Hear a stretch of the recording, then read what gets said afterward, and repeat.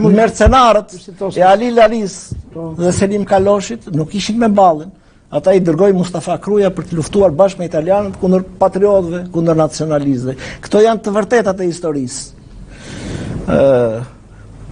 Edhe Isa Toska për shembull, Isa Toska nuk është i ballit kombëtar, përkundërzi. Ballistët apo jo janë ata që luftuan më me forcë dhe të gjitha betejat ku janë vrarë dhe nacionalistët e Mallakastës janë zhvilluar në luftë kundër Isa Toskës. Këto gjëra si Toska zoti Luka, që u pushka e vran po tani pa marr pjesë tjetër problem. Ne po flasim për kolaboracionizmin. Po. Kjo është. Po natyrisht ai është një patriot i madh. Po.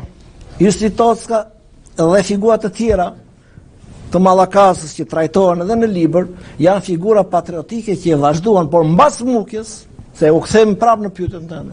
Mbas kësaj prishje të madhe, ata nuk deshen më të futen në luftë vllavorase një pjesë e tyre. Ky ka qenë edhe Jusi Toska që nuk donte të luftonte ndaj vëllezërve të vet dhe që e masakruan. Ka neutral. Po, neutral dhe që për këtë neutralitet komunistët e vranë. Nuk ja falë, kështu është folur. Megjithatë është një temë vete.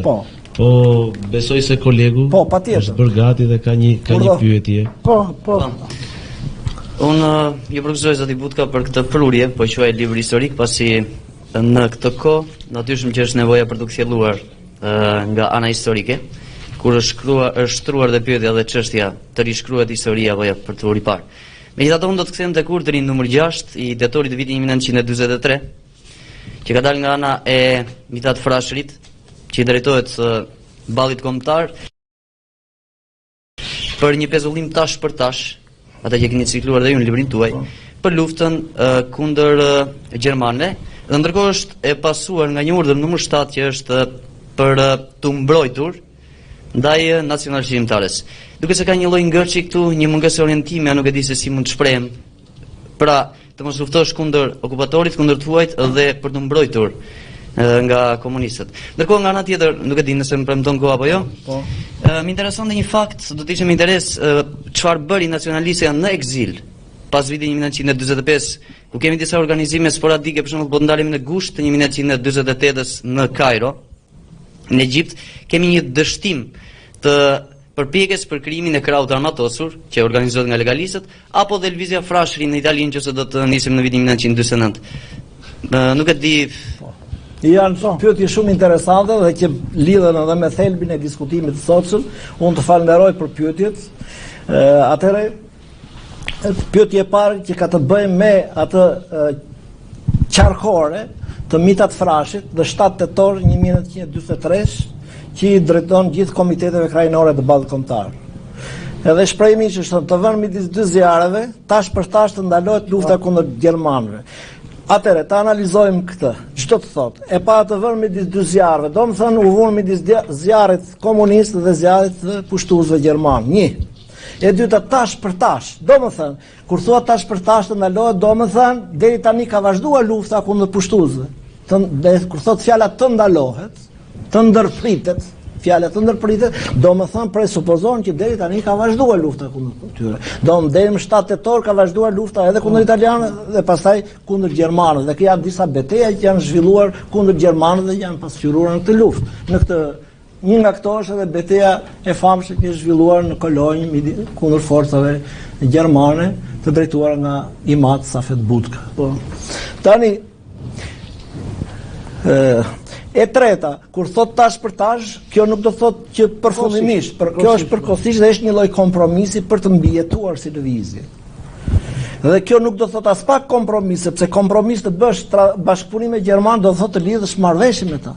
Siç kanë lidhur dhe shtetet e tjera, dhe Stalini ka lidhur, edhe Lenini ka lidhur marrëveshje me gjermanët kohën e luftës së parë botërore dhe Stalin kohën ka lidhur marrëveshje. Kjo nuk është për t'u ndihmuar dhe për të lënë pak hapësirë dhe pauzë për t'u shlotur ose për të medituar. Një nga arsyet që Hrushovi e përjashtoi nga funksionet partijake Molotovin ishte se kur bëri destalinizimin e famshëm, ishte se ngriti dollin me Ribbentropin për Hitlerin, që është një diçka që i përket diplomacisë, por unë do t'ju sugjeroja këtë gjë.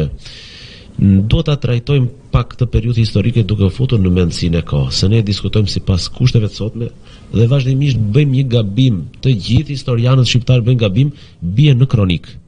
Duhet të mendojmë lidhjet familjare që kishin. Për shembull, unë do t'ju kujtoja diçka dhe do t'ju lija që të vazhdoni diskutimin pikërisht në këtë pikë, duke vendosur një piket. Enver Hoxha dhe Bahri Omari. Bahri Omari, një nga eksponentët e ballit kombëtar, pranoi me sugjerimet të Mithat Frashërit të bashkëpunoj dhe është cilësuar Quisling. Ndërkohë që Quisling nuk është diçka, po themi, nuk mund ta shohim si të gabuar, po ta shohim në shumë plane. Mund të kishte një motiv, por duhet të dimë edhe këtë, që shumë figura të tjera, siç bashkëpunoi Bahri Omari, kanë qenë figura të nacionalistëve, kanë qenë dhe figura që kishin lidhje me lëvizjen nacional çlirimtare, krahun tjetër, dhe që kanë ndihmuar rezistencën pavarësisht se janë cilësuar Quisling. Pra, mendoj që duhet parë në realitetin e kohës. Zotëria Pyetjen e kishte shumë të drejtë të vendosin piketën deri në tetor gjithçka shkoi më së miri në Shqipëri. Problemi është nga 1 nëntori ose nga nëntori i 43-shit në nëntorin e 44-s. Vetëm ky vit mund të merret që ndodhen përplasjet e armatosura, sidomos i famshmi operacioni Dimrit.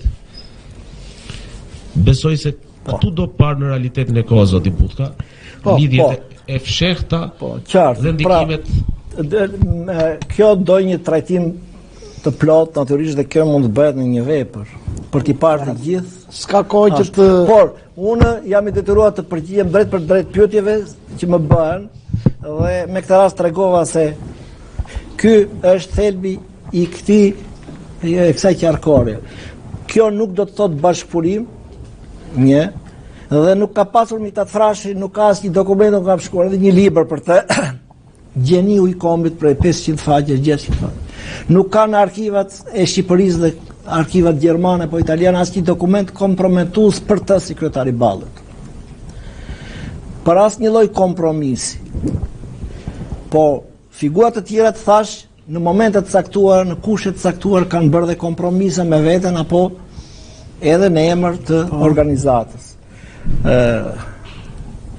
Për shembull Ali Këlcyra. Të marrim një shembull që tashmë dihet. Ali Këlcyra ka bërë një kompromis me italianët, është ajo kompromisi Dalmazzo Këlcyra, të cilën kompromis Balli Kombëtar e ka dënuar, e ka edhe këtu në libër.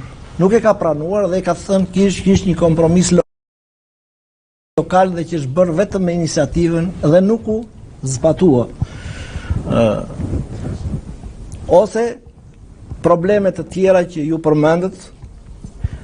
Bahri Omari ka qenë një nga njerëzit, një nga nacionalistët e parë që donte të bashkonte Ballin Kombëtar, të bashkëpunonin me nacionalistë shqiptarë, dhe është një nga takimet e para të Enver Hoxhës me Bahri Omarin dhe me forcat nacionaliste.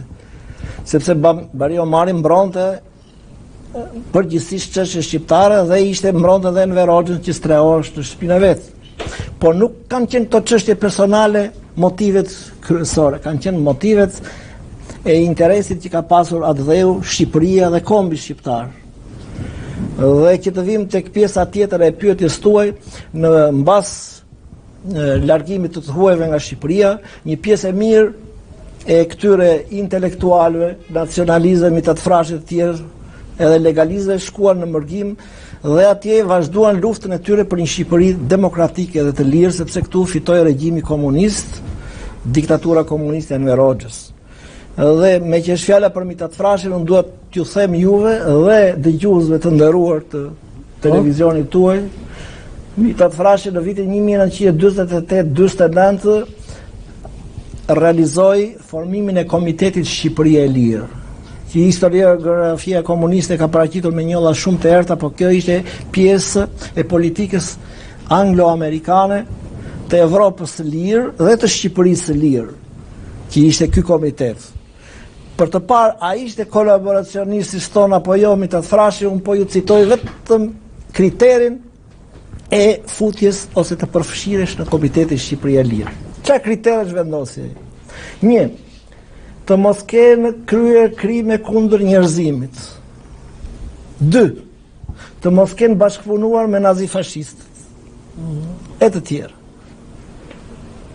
Këto kritere u habitën nga këto kritere dhe anglo-amerikanë, bile amerikanë thonë, ç'është kjo intransigjencë, s'ka që e jashtëzakonshme. Ju jeni në mërgim, nuk jeni as në pushtet, si mund të vendosni në pak veta kriteret të tilla që përjashtojnë blokun independent, ose të tjerë, u përjashtua Likëlcyra, u përjashtua Sandosti, sepse kishte qenë pak muaj në qeverinë e Mustafa Krujës, u përjashtuan nga ky kriter. E si mund ta bëj një kolaboracionist të vendosë, jo në Shqipëri kur ishte, se ishte në pushtet, po edhe jashtë Shqipërisë, një kriter të tillë, duke qenë kolaboracionist vet. Apo jo, profesor? Po. Urdhë, Maku? Mirë, para se të ashtu kemi rysafilin. S'ka gjë, vazhdo. Jo, vazhdo. Tashti edhe unë bashkohem me përgëzimet e dy kolegëve të mi. Është një vepër e çmuar, e cila ndihmon dhe do të ndihmoj për të shkuar tek e vërteta, të cilën edhe me zotin Butka e diskutuam para se të fillonim, edhe mbështetet edhe të kthenia Nën Teresës. Mbasi preza të tërë, e thash edhe aty pak më parë, në bisedë kemi qenë të mashtruar, nuk ka pasur transparencë në shikimin e historisë. Tashi unë do të, gjatë gjithë kësaj kohe, kemi diskutuar gjithmonë për problemin e dytë të luftës, problemin e pushteteve, nga i cili erdhën dhe pasojat. Mbasi një ndeshje e tillë në mos në muke do të vinte edhe më vonë. Mbasi kemi dy kahet të kundërta të vështrimit të shoqërisë njerëzore. Përderisa themi Parti Komuniste, ne tash e dim dhe nga eksperienca edhe nga librat, që do të thotë në fundit diktaturë e proletariatit. Ajo që erdhi. E dyta, ishte kërkoheshin modelet e Rusisë leniniste të Sovjetëve, të këshillave që u morë dhe për model. Atëre kushdo qoftë edhe njëri që nuk merre shumë me historinë, do të shtronte pyetjen. Ç'ishte ky vendim i Labinotit për këshillat nacionale çlirimtare, pra bërthama e pushtetit, do të duheshin ndoshta edhe një vit e gjysmë të mbaronte lufta. Ne s'po mbarojmë luftën, nuk po merremi vesh që ta luftojmë bashkarisht, ne tashti pa mbaruar lufta si thosh, e kemi krijuar, e kemi formuar diktaturën e proletariatit. Domethënë, të vendosësh pushtetin bazë të një diktature, nuk bësh fjalë më vonë në kuptimin shtetëror, në kuptimin e një shoqërie të tërë. Atëre, problemi i bazë të ka qenë marrja e pushtetit. Edhe duke mos pranuar e majta, në mënyrë absolute edhe u vërtetua dhe ne diskutojmë për një epokë historisë duke patur dhe eksperiencën njëherë. Ne du ta kemi pak më të lehtë. Unë këtu nuk shikoj edhe do të kisha dëshirë që të dilte një libër analog me një oponencë.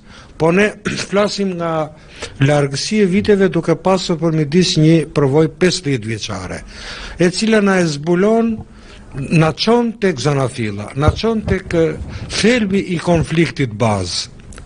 Atëre, duke qenë kështu, neve do të na bëhet, do të ndriçohemi edhe për mukjen, edhe diçka për para mukjes, natyrisht edhe për pas mukjes. Pra këtu bëhet fjalë, në vend që ne të merremi, domethënë unë kam parasysh rezistencën franceze, se si organizua. Domethënë, lufta si organizua në Itali. Domethënë, një luftë me vërtet një rezistencë popullore, kombëtare, me probleme të brendshme natyrisht, po jo të kësaj kategorie, sepse u zgjodh modeli, domethënë qysh në konferencën e Pezës, krahu i majtë, kishe piketuar në mendje që do ta shfrytëzojmë, edhe shprehet edhe si parull marksiste, që ta shfrytëzojmë një luftë botërore, të shfrytëzojmë një luftë qoftë edhe brenda të vogël, për të arritur atë që ne duhet të arrijmë, atë vendos marrjen e pushtetit. Atëherë nuk është të parë thelbi i luftës nga krahu që ju kundërvu anës nacionaliste si luftë e mirëfill për të mposhtur një pushtues, por u pa gjithmonë duke ecur me zigzake, me kurthe, kundër kurthe drejt marrjes së pushtetit, i cili deklarohet çuditërisht qysh në konferencën e dytë Labinotit. Atëherë, po duhet ta shikosh me transparencë dhe jo me nostalgji ose me dogma, mua më duket se libri i Zotit Uran hedh mjaft të dritë në këtë çështje. Edhe unë këtu e shikoj edhe vlerën, edhe bile nga ky libër ka dalë tjetri, domethënë një ngjarje e veçantë që përbën aty një kapitull a dy kapitull zbërthehet në një libër, dhe ajo që pyetën kolegët edhe zoti Bujar, domethënë do të ndriçohet në degëzimet e po e marr këtë si shtyllë, dhe ajo do të ketë edhe degëzimet, edhe besoj se unë do të dëshiroja që zoti Butka ta çonte në fund. Njëkohësisht besoj se do të ketë hedhur, do të ketë dhënë një ndihmës edhe për vëllimin e katërt të historisë së Shqipërisë. Besoj se asnjëherë nuk na është thënë në një histori publike shtetërore, domethënë një botim i kombëtar për historikun e luftës, edhe besoj se ai libër, të cilin e pres me padurim të paktën për aq sa mund të merre me historikun e luftës. Faleminderit, zoti Pone, kyçi do një gjë. Desha që tu në vazhdim të bisedës tuaj, analizës tuaj që bët, tamam si një historian, po dhe si një njeri që e ka përjetuar këtë kohë, unë kam argumentuar në këtë libër që lufta civile në Shqipëri mbas prishjes së marrëveshjes së Mukës kishte dy motive kryesore: lufta për pushtet, dhe ju e trajtuat, dhe që me dokumenta të plota në disa kapitull është paraqitur tamam si një luftë për pushtet. Ndërkohë që marrëveshja e Mukës kishte vendosur që pushteti, forma e regjimit do të vijë mbas luftës, mbas shlirimit nga okupatorët. Konferenca e dytë e Labinotit me ndërhyrjen e Jugosllavëve e prishi këtë marrëveshje dhe i thanë Verogjës do të pushtet, do të vishte pushtet, filloi luftën kundër këtyre, luftën me armë, dhe pikërisht që në konferencën e Labinotit, kjo është absurditeti i momentit, u quajtën ballistët, legalistët dhe me radhë bashkëpunëtor me pushtuesit. Në një kohë që ata ditë më përpara, orë më përpara, ishin bashkëpunëtor midis tyre në luftë kundër okupatorëve. Dhe bie poshtë ai argumenti i historiografisë së deri tanishme komuniste, që lufta nacionale shqiptare ka qenë një luftë kundër pushtuesve dhe bashkëpunëtorëve të tyre. Sepse në qoftë se do marrim disa figura të Mallakastës, për shembull, Tevfik Cfiri, a ka qenë bashkëpunëtor me fashistët? Përgjigjja është jo. Hysni Lebenica, që u vra nga italianët, ka qenë bashkëpunëtor me fashistët? U vra nga pushtuesit. Skënder Muçua u vra nga gjermanët sepse ishte interlokutor i ballit kombëtar me aleatët perëndimor, dhe gjermanët e ndiqnin këmbës ta kapnin sepse ishte si thuaç i lidhur me aleatët. Pastaj shkojmë pak më tutje. Muharrem Bayraktari, se lufta civile mbas në vitin 44 u shprëngul në veri. Një mësymje pushtuese, do të them, kundër veriut, kundër komunist, që ishte kundër komunizmit. Dhe u bën masakra të llatarshme në veri. Muharrem Bayraktarit i shkuan kur ai luftonte kundër gjermanëve dhe Iran mbrapa krave, po kështu edhe lëvizjes Kryeziu. Pra, këta luftonin kundër pushtuesve dhe nuk kishin bashkëpunëtor me ta. Po, në një kohë që dua të përmend edhe një ngjarje në këtë treg. Nuk duhet ta harrojmë luftën që ka ndodhur në Golem të Lushnjës. Brigata e parë e Mehmet Seut, brigata e parë sulmuese, në një betejë që pati me nacionalistët e kësaj treve, Lushnjë dhe Fier, mbasi u vrarë rreth 25 veta, u dorëzuan një pjesë e nacionalistëve, rreth 150 robër, nga të cilët me urdhën e Mehmet Sheut u pushkatuan 68 prej tyre. Pse nuk pranuan të bashkoheshin me brigadën e parë sulmuese? Ishin fshatar të thjeshtë nga të gjitha fshatrat e Lushnjës dhe të Fierit. Dhe u pushkatuan vetëm për motive politike. Ata që nuk i zuri plumbi, i theri me thikë Dushan Mugosha. Dushan Mugosha ishte zvendës komisari i brigadës parë sulmuese. Ai ata që i vrau plumbi. Edhe një shembull tjetër që ta dëgjojnë teleshikuesit, një nga luftrat më të përgjakshme përpjekjet e luftës civile ka qenë betejë e Dukatit. Pse u bë kjo betejë? Unë kam botuar këtu një libër të një letër të Dushan Mugoshës që i drejtohet Hysni Kapos dhe i thot edhe Mehmet Sheut të marrësh brigadën e parë, të bashkëpunosh me brigadën e 5 të Shefqet Peçit dhe të shkelni me zjarr dhe me hekur Dukatin sepse është një fshat nacionalist. Pa përjashtim do në të bëni të pamundur për ta masakruar. Dhe vazhdoi 24 orë kjo luftë, u vran, u dogjën 18 shtëpi, u vran banor, u plagos edhe një 4 gra, u vran nga të dy anët.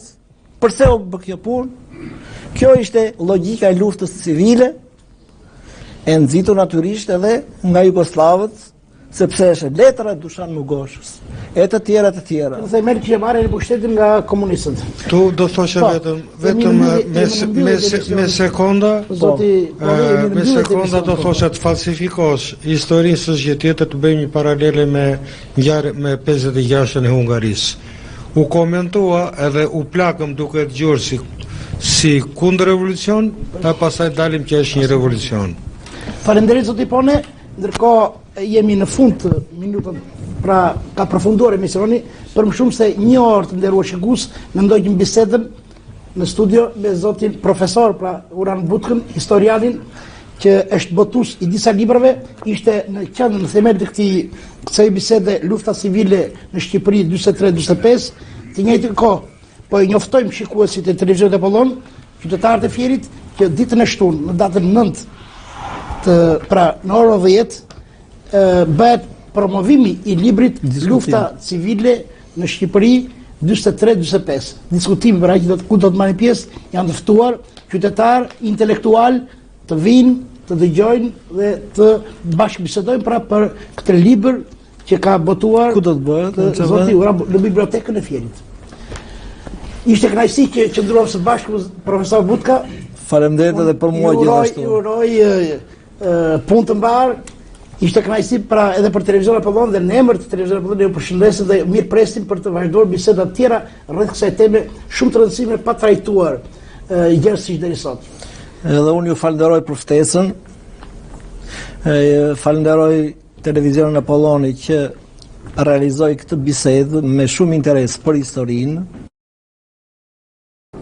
Edhe të ftuarit, të cilët me diskutimet, pyetjet e tyre bën shumë interesante këtë bisedë dhe gjithashtu dhe juve si drejtues e emisionit dhe shpresoj që sërish të takohemi ditën e shtunë për të vazhduar këtë bashkëbisedim për historinë.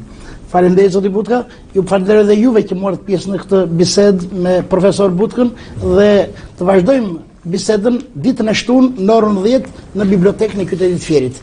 Natën e mirë dhe mirupafshim.